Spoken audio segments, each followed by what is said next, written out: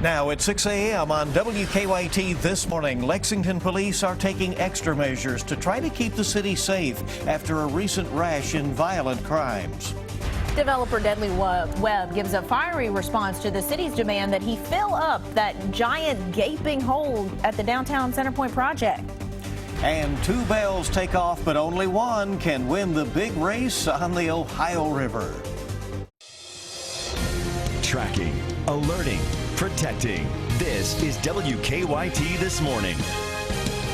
Top of the morning to you from the WKYT News team, and welcome in here on this Thursday, the last day of April for 2015. I'm Bill Bryant. And I'm Rebecca Smith, just giddy with all this nice weather, it being basically the beginning of May, the Derby. It's an exciting time. It really is, you know, and we've had wonderful weather, as you said, to enjoy the last several days. We're going to get some showers in here, it looks like, this morning, and then we get back to the nice stuff. Meteorologist Micah Harris on duty with a little tender voice in our First Alert Weather Center. Well, you know, this time of year, it means pollen's around. Especially when you have beautiful weather and you just don't have rain to kind of wash it away, pollen's around, and it's killing me. It has been the past couple of days, but it's getting worse, it seems like. But you know what? Rain is on the way today. There we are in the 40s and 50s. We're at 50 degrees now in Lexington. We have 46 there in Frankfort. Today's forecast, 60 degrees. We're really not going to rise that much more. We'll be in the upper 50s, lower 60s today, and spotty rain there in the forecast. Now, this will be your best chance of rain. After today, it looks really good and much, much warmer. I'll show you how warm we go with 80s in the forecast coming up. Okay, we'll see you in just a bit. Thank you. Here's the latest from WKYT News. Lexington police are stepping up patrols after a rash of crime in the city. A dozen people have been shot in the city in the last 3 weeks. It's been a time of violence. The increased patrols are just one more measure the city's taking to try and keep all of us safe. WKYT's Mark Barber is live to explain what else the city plans on doing today. Good morning, Rebecca. The police department and the NAACP are meeting at a town hall forum tonight to discuss making the city a safer place. Meantime, police officers say they have increased their bike patrols in all areas that are seeing an uptick in crime, like 7th Street, Georgetown Street, as well as North Broadway. Now, officers say while they are seeing more and more property crimes, there also appear to be more violent crimes, according to our records. We've counted 12 shootings and 1 stabbing since April 7th. According to police, more people have been assaulted with a weapon in the past 3 weeks than in the previous 3 months combined. 2 people have been killed in the recent crime wave. Investigators say UK student Jonathan Kruger was shot and killed during a robbery on April 17th. Then on April 19th, officers tell us a pizza delivery driver, Salahuddin Jitmood, was stabbed to death in a robbery. Police say crime is starting to rise with the temperatures, so they have added extra bike patrols in all neighborhoods that are seeing more crime. Now again, tonight's town hall forum with the NAACP as well as police will start at 6 o'clock tonight at Winburn Middle School. Live in Lexington, Mark Barber, WKYT. Thank you, Mark. New this morning, we are tracking the investigation into a deadly house fire in eastern Kentucky. Lawrence County Emergency Management says the fire started at about 11 o'clock last night on Wilbur Road in the Blaine community. That's about 30 miles east of Louisa. Few details have been released, but we do know state police and the state fire marshal investigating this. The war of words is continuing this morning over the Centerpoint project in downtown Lexington. Developer Deadly Webb is now demanding that the city of Lexington take back its request that site be filled in. He says even the talk is damaging the project. WKYT's Hillary Thornton is live now downtown to explain where the project stands as of this morning. Good morning, Hillary. Good morning. The project's developer, Dudley Webb, issued a letter of his own in response to the city, and this is just the latest in this chapter of the renewed controversy surrounding the project. That tension between the city and Webb is growing.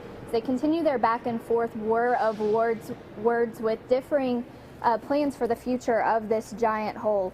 While the city wants the hole filled, Webb says the project is making progress as he fired off his own letter in response to the city's demand. Webb's letter outlines several examples of work at the construction site within the last 60 days. That letter came after an attorney for the Urban County Council wrote a letter to Webb referencing an agreement signed back in December of 2013. Now, that agreement states that once ground is broken, work must not be stopped for 60 consecutive days. The agreement goes on to say if this does happen, the developer must restore the area to its original state, including dirt, utilities, fencing, and grass. Now, Webb claims the city's letter is having a negative immediate impact on the project that started back in 2008. He says part of that negative impact includes at least one tenant withdrawing from the project. Live in Lexington, Hillary Thornton, WKYT. Well, 4 people now face charges in connection to a sexual abuse case involving a former caregiver. Police arrested Damon Heath on sexual abuse charges in February. Investigators say he abused 2 intellectually disabled adults while working for Community Choices Unlimited in Franklin County. The Attorney General's office has a grand jury indicted 4 other employees for not reporting the abuse. Lewis Milligan, Randy Driver, Tammy Humphrey, and Tasha Redding are all charged with wanton neglect and failure to report abuse. Well, they worked hard to reach more of their customers through Facebook, but one wrong click led to a KC County business being hacked. Tartar Farm and Ranch Equipment fell victim to a phishing scam. A hacker took over the company's Facebook page and posted some rather inappropriate material, not safe for work and not safe for family viewing. So how do you protect yourself from getting scammed like this on Facebook? The Better Business Bureau has some reminders. Facebook also says they will never ask you for a password login information in an email like that. That would have been the warning sign here. Someone probably thought that they were doing the right thing and it ended up going completely wrong. Well, the company's vice president says she reached out to Facebook about the hacking. So far, she has not had any success in trying to get this problem fixed. The time here on WKYT this morning is now 6 minutes after 6. A Knox County mother is accused of putting her children in danger. 34-year-old Sarah Stamper is charged with DUI, reckless driving, and endangering the welfare of a minor. State police say her children were with her while she was driving dangerously. They say the children called their grandmother because they were so scared. A Perry County doctor is facing more legal troubles this morning. Another indictment has been filed in federal court against Ace and Lisa Cheney and Ace Clinique of Medicine in Hazard.